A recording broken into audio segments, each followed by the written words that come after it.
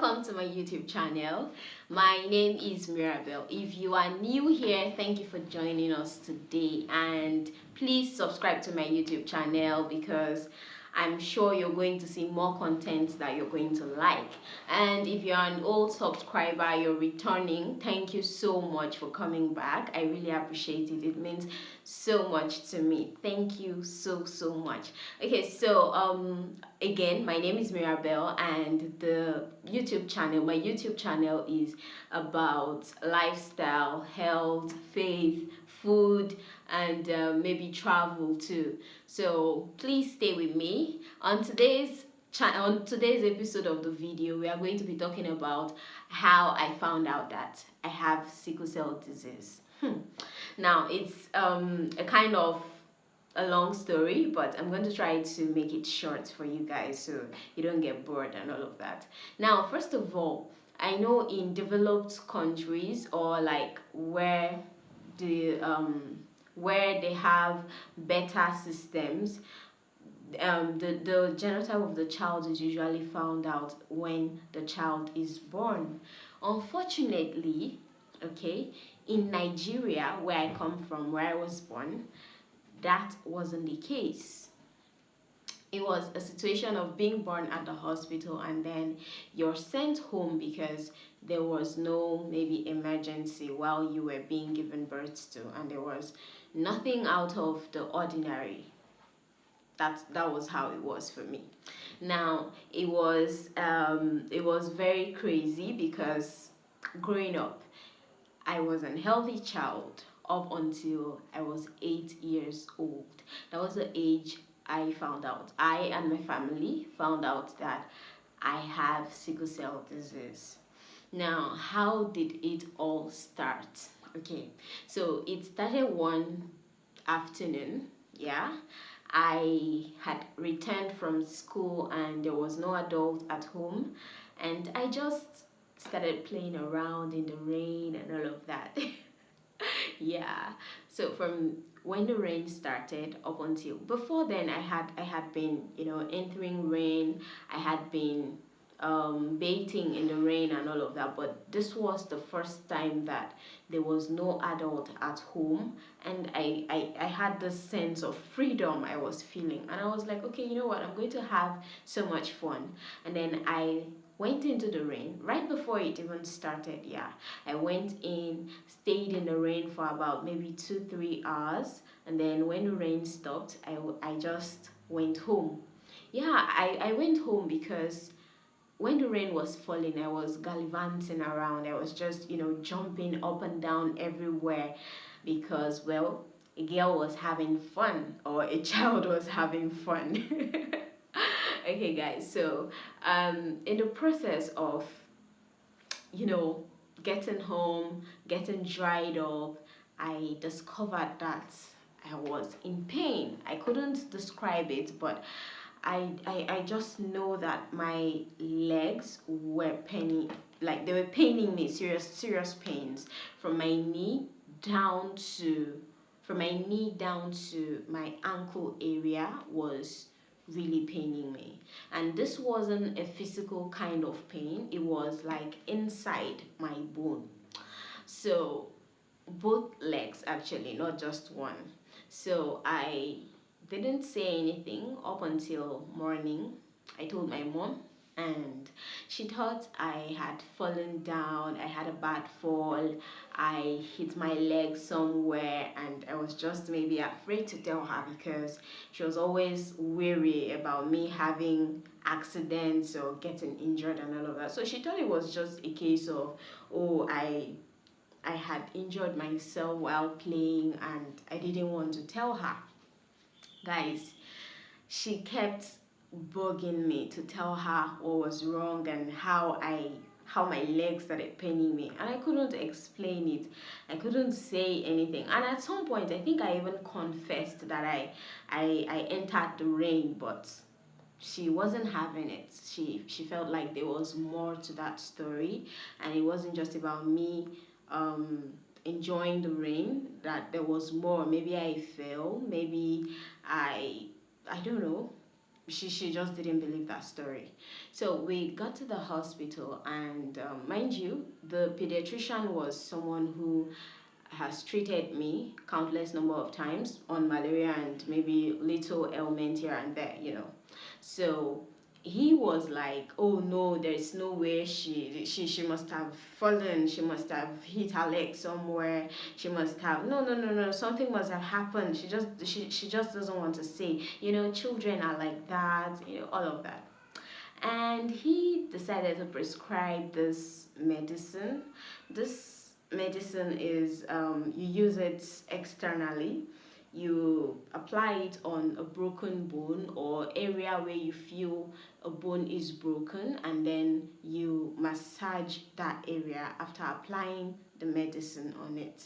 And the doctor gave us that, and we got home. My mom applied that, gave me this thorough life breaking or heartbreaking massage, because in her head she was like, I did not send you to go and play. So okay, so that's how she massaged, and I was still in a whole lot of pain. Yeah. And before you know it, few hours later, my legs were swollen. Guys, when I say swollen, I mean really swollen. Like, we did not understand the chemistry, the biology, the physics, the whatever, the science. We didn't understand what could have caused the swelling. Now, in a normal or a typical Nigerian family, I think this is the point where they will start saying enemies, village people, and you know, all of that. But thank God my mom wasn't like that. She did not even think to the spiritual angle, or this is a spiritual attack and they are trying to take my daughter's life, they are trying to no, she wasn't that dramatic. She wasn't that dramatic.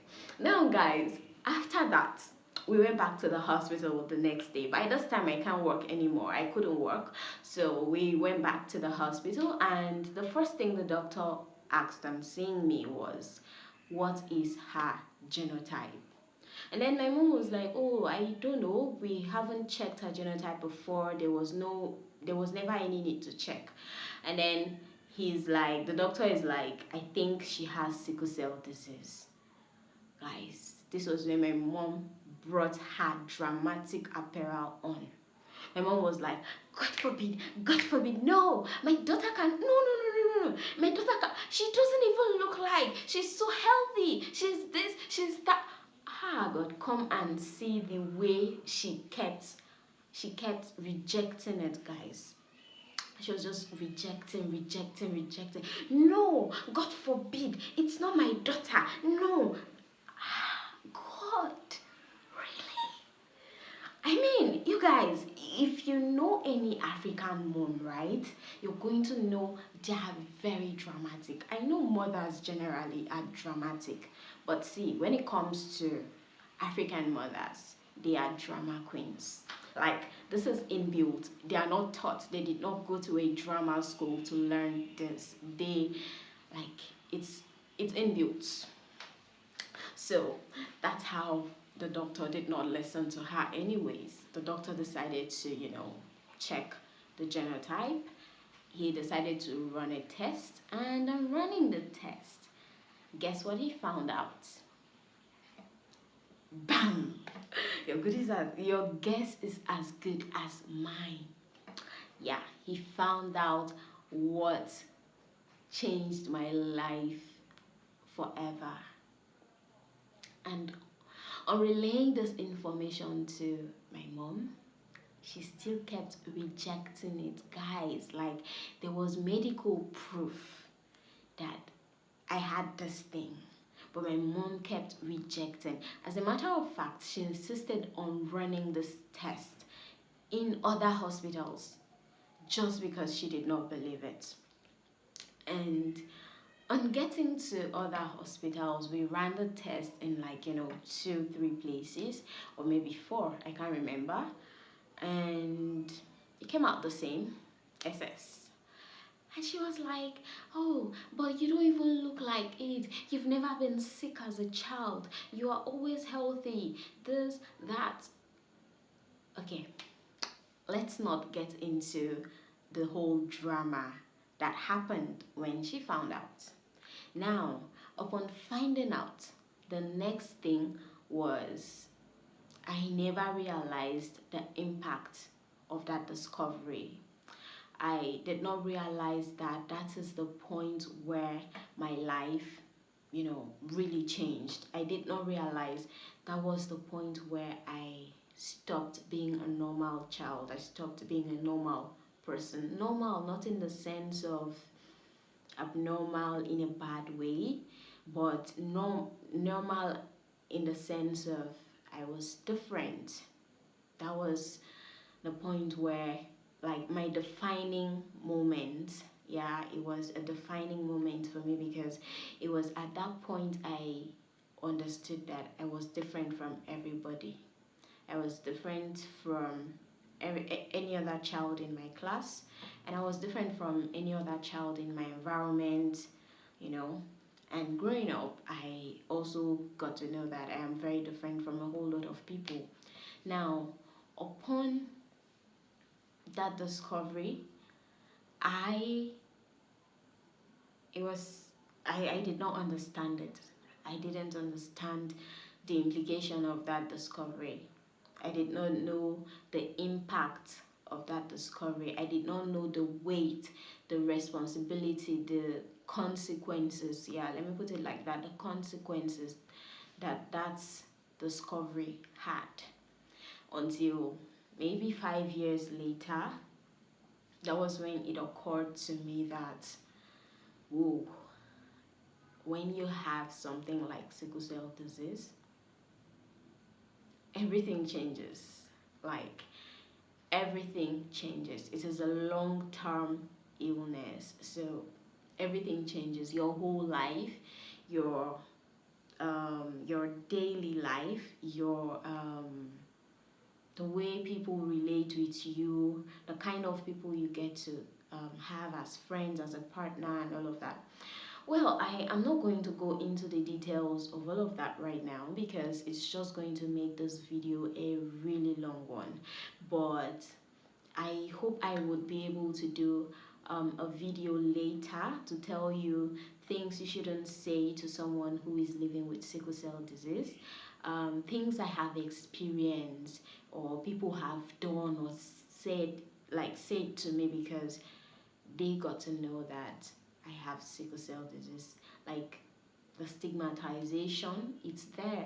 Don't try to, everybody is acting woke right now or these days, but the stigmatization is there. How would you find out? You would find out if you are someone living with sickle cell disease and you happen to be in a group of people who are AA or AS genotype, and then the conversation moves to the sickle cell disease axis. That's when you're going to find out that, note, those people do not know that you have sickle cell disease. They think you are like them. You are maybe AA or AS. So when the conversation swings to sickle cell disease, this is where you get to find out what really is that opinion about you. So I'm going to do a video on all of this later on. This is one of the reasons you need to turn on your notification bells, and any video that comes up, you'll be the first to know. Now guys, if you are someone living with sickle cell disease, I would really love to know, how did you find out that you had or you have sickle cell disease? What was it like for you when you found out? For those of you who found out, who were born with it and it was discovered at the point of your birth, you're exempted from this. But you could tell us the defining moments for you, like when you realized that this thing actually meant a lot more than you thought. When was it? Was it when you were in your preteens, your teens, and when you became an So, at what point in your life did you discover that um, having sickle cell disease was, something bigger than you expected? At what point did you realize that? Like, what was the defining moment for you? At what point did you realize that sickle cell disease is like way more than you thought it is? And for those of us who found out at a much later stage in our lives, at what point did you discover that that discovery you made was not just, oh, you have malaria, oh, you just have a cold?